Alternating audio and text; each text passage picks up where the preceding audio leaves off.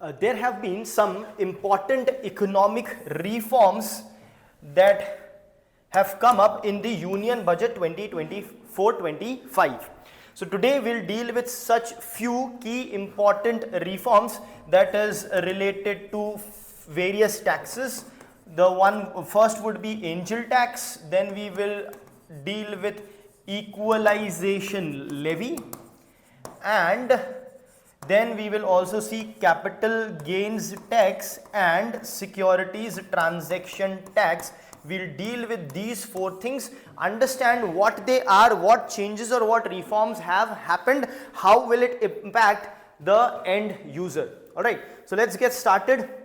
So what's the news? Of course, that is exactly what the news is, that Union Budget 24-25 has been released and there have been several changes with respect to angel tax, equalization levy, application of capital gains tax and securities transaction tax. Now remember, everything is written generically, but equalization, it is written equalization levy on e-commerce.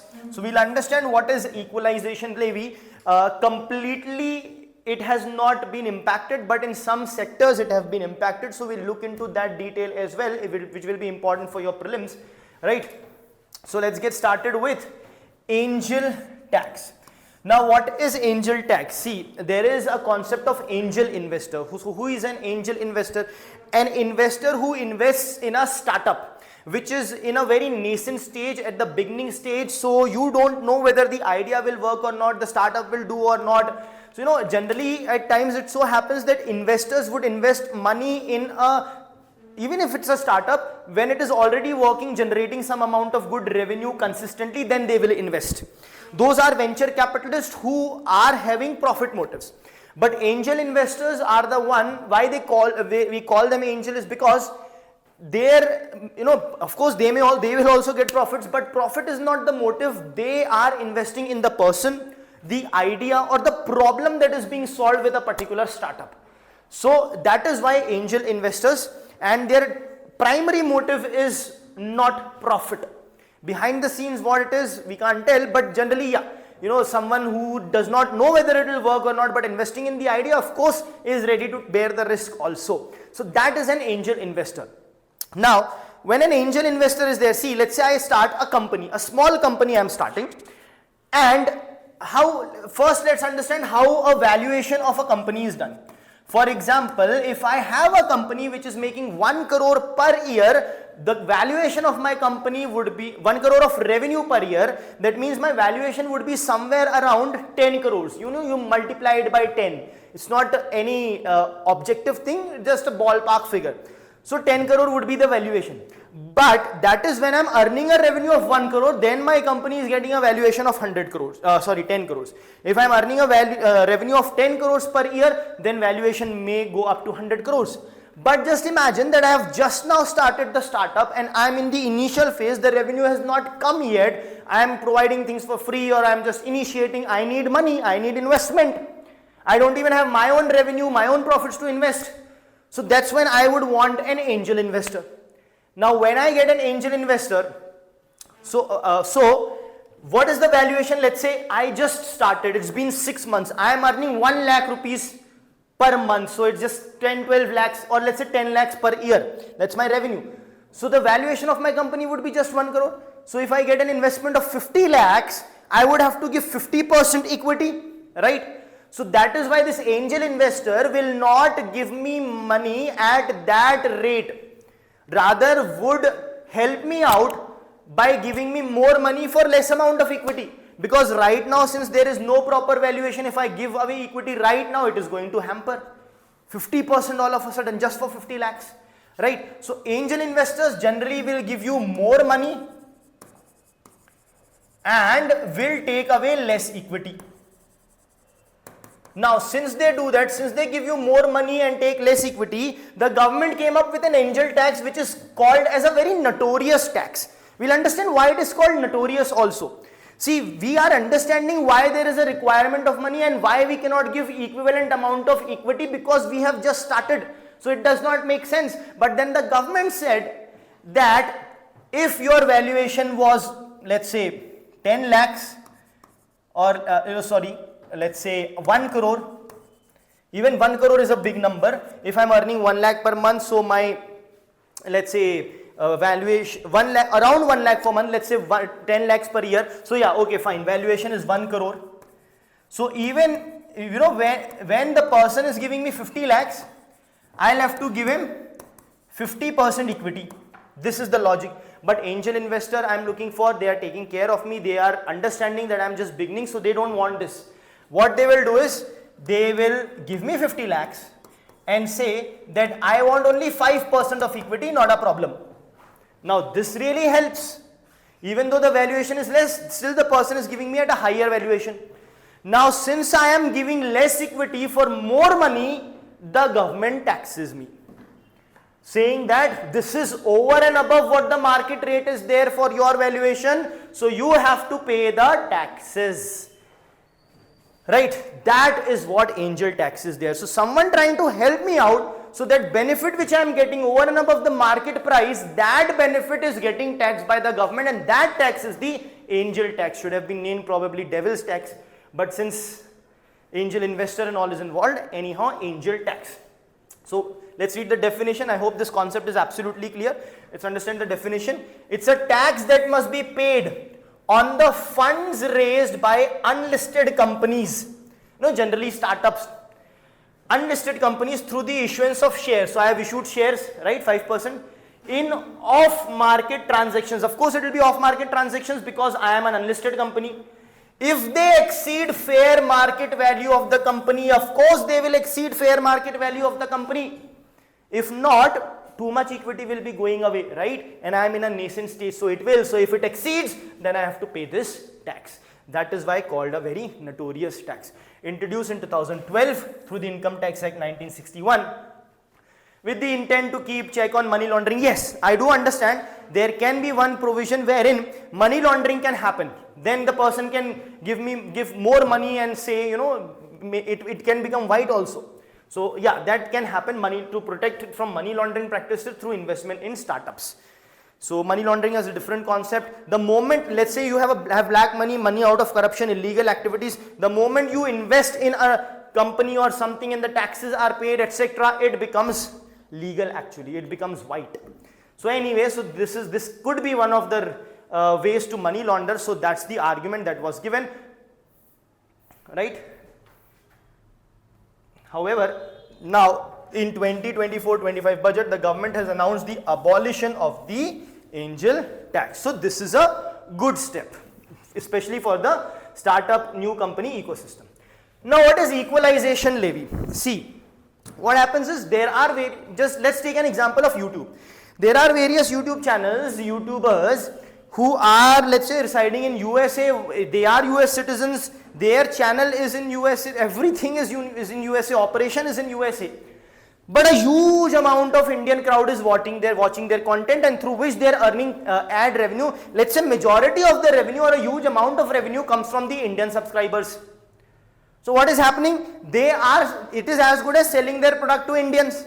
So they are earning money because of that. So government then thought, okay, boss, if that is the case, you are selling things to Indians, you are earning revenue from India, so you should pay some amount of tax, and that tax is the equalization levy. Not 20-30%, just a small amount, but this is the reason why it is there. You are a foreign citizen, you are residing in other country, operations at a different place, but you are generating your revenue in India from Indians, hence you have to pay the equalization levy. Now, this year in the budget, government had decided to withdraw the 2% equalization levy on the e-commerce supply of goods and services. So 2% levy which was there, they have decided to remove this, but there was also an equalization levy on specified digital services such as online advertising and all, which I talked about, YouTube advertisement, etc. That will remain in effect. This 6% is not going to come down with respect to specified digital services. Remember this especially for your prelims. Okay. Now, what is equalization? I hope you understand equalization levy.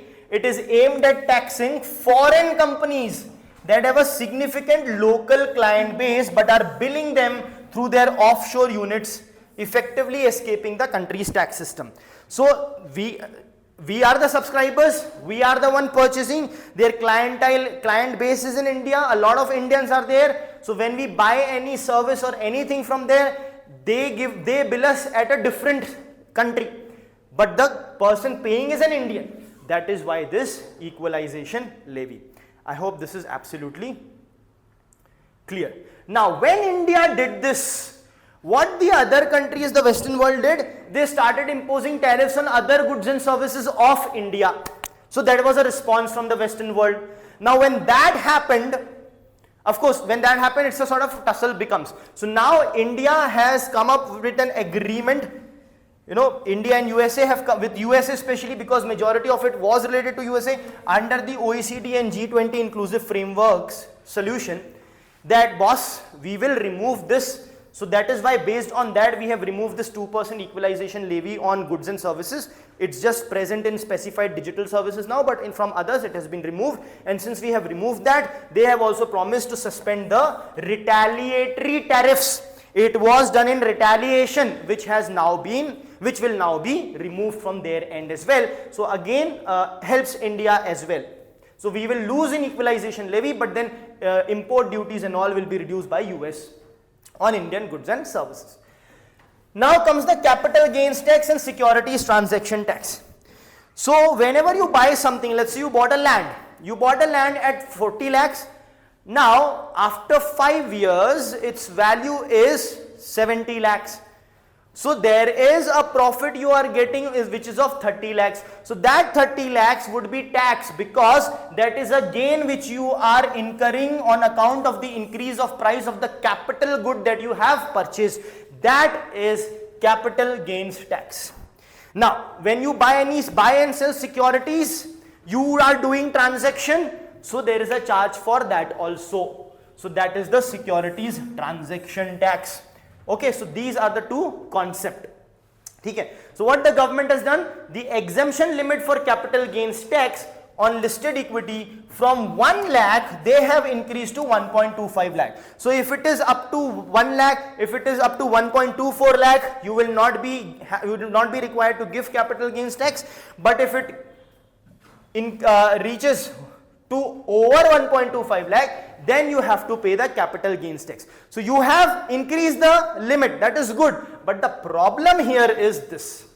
The short term capital gains tax rate for equity shares and equity mutual funds has been increased to 20%.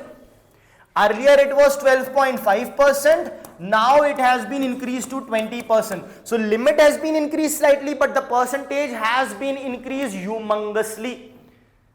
It's almost an increase of 70%, right? The limit was increased by how much? 25%, but the percentage of taxation has been increased by more than 70%. From 12.5 to 20, there is an increase of 7.5% here. That means 7.5 divided by 12.5 into 100. So this will give you close to, not 70, it should be, let's say, more than 60%. So it should be more than 60% of increase in tax is there. So that is a concern, and this has met a lot of criticism. A lot of people are now investing in certain things, middle class families are investing, and suddenly this percentage increase has met with a lot of criticism. When it comes to securities transaction tax for future and option market, it has doubled. So it has increased to 0.002%. Earlier it was 0.02%. Earlier it was 0.01%. And the options trade has increased to 0.1%. Okay. Now, so what is the change? Options and future, two types of derivatives. They are derivative contracts. So when you are trading with them, securities transaction tax on that has increased. Now what is of options and futures trade? An option gives the buyer the right but not the obligation. So you will have a right to buy and sell in the future, but you need not have the obligation that you have to compulsorily buy or sell. So that is what an options trading is. A futures trading is where you are obligated to buy. Once you have decided to buy or sell in the future, then if it is a futures contract, you will have to buy it. So that is the transaction that happens, and this futures and option trading is depending upon an underlying asset, an underlying commodity rather, right? It's not the money or the share directly being traded which changes or fluctuates directly. It is an underlying commodity. That underlying commodity can be anything. It can be gold, it can be agricultural produce, anything whatsoever. So that is your future and options, and the taxation on that has also increased. So these are the economic reforms in these taxes which have been brought in. Majorly, angel tax removal is good. Equalization levy, Indian customers may not be helped that much, but yes, because of that US is taking away their tariffs, so that products would become cheaper, so yes, that helps. But securities transaction tax has directly doubled, that's going to hurt. At the same time, the capital gains tax has increased a lot, so that's going to hurt. So overall, if we have to see, an individual household, an individual person may be hurt more than helped in this. So it's a mixed bag, especially because angel tax helps a bit, but the rest of the things are sort of intending to, as also equalization levy may be neutral impact. So angel tax helps, equalization levy neutral impact, but this capital gains tax is the major issue which everyone is talking about. Alright, so stay tuned to Legacy IAS for further updates on other things which has come up in budget in the coming days. Thank you.